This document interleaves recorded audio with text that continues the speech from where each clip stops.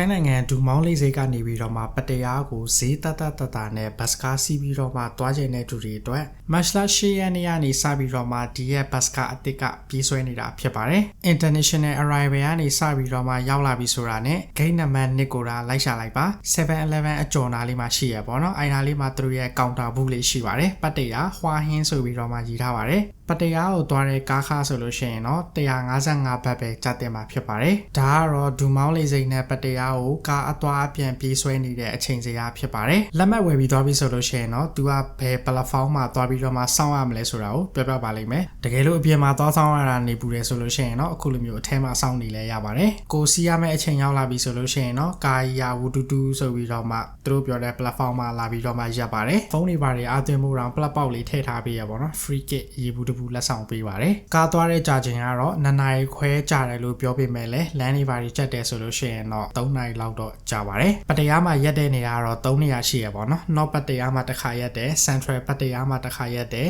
South ပတရားလမ်းဘက်မှာတစ်ခါရက်တယ်ပေါ့နော်ကိုဘယ်နာဆင်းမလဲဆိုတာကိုကားဆရာကိုပြောပြီးတော့မှဆင်းလို့ရပါတယ်ကျွန်တော်ကတော့နောက်ဆုံး gate ဖြစ်တဲ့ပတရားကလာမှာဆင်းပြီးတော့မှဂုံးကျော်တရားကနေပြီးတော့ဟိုဘက်လမ်းကိုကူးလိုက်တယ်ပေါ့နော်လမ်းနေလေးရှောက်သွားလိုက်တယ်ဆိုလို့ရှိရင် South ပတရားလမ်းမကြီးပေါ်ကိုရောက်ပါတယ်အဲ့ကနေပြီးတော့မှ7ဘက်တန်ကားစီးပြီးတော့မြို့ထဲကို AC ဝင်သွားလို့ရတယ်ပေါ့နော်ကြည့်ပေးတာကျေးဇူးတင်ပါတယ်